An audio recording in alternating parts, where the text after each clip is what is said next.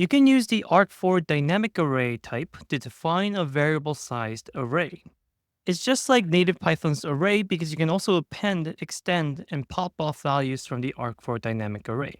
Within a dynamic array, you can only store ARC4 types, and you can only store one type within a given array. So if you need a dynamic array of numbers, you'll need to store ARC4 uint values and not AlgoPy uints. Let's go through this example to see how you can use ARC4 dynamic arrays in smart contracts. You can create a type alias of dynamic arrays by doing arc4.dynamicArray bracket, and inside the bracket, you write down what types should go inside of this dynamic array. And here we're using the typing module imported in as T. If you take a look at the goodbye method, it's taking in the name argument, which is an arc4.string type, and we're using the goodbye type alias to create a dynamic array of strings.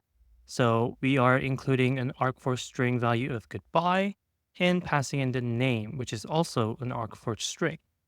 Then we're just going to return that dynamic array, and you can see that the return type is that dynamic array. And we could essentially change this to goodbye instead of writing dynamic array. Now let's take a look at the hello method. To create a dynamic array without a type alias, you can do arc4.dynamicArray bracket and the type of this value that you want to store in there, and pass in the value that you want to store in that newly created dynamic array. And we're storing this dynamic array to dynamic string array. Now here we're creating another dynamic array of arc4 strings, and here it's an array of name, the argument that's passed in, and an exclamation point, which is an arc4 string type. There are several methods defined inside of the dynamic array class. If you want to extend the dynamic array with another dynamic array, you can use the extend method right here. If you want to make a copy of a dynamic array, you can use the copy method. And if you want to pop off a value from a dynamic array, you can use the pop method. Now here you can see that we're popping off the last two values of the copied dynamic string.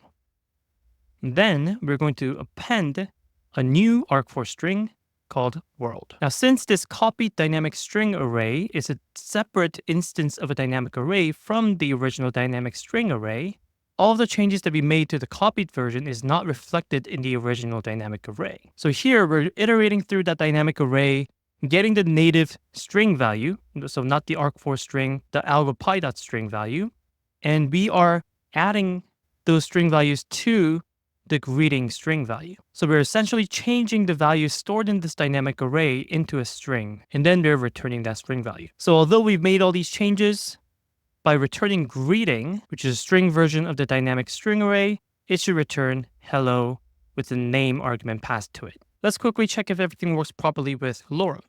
So if I call this goodbye method, pass in Chris, add the transaction, send it, you can see that it returns a dynamic array of goodbye and Chris. Now let's try calling the hello method.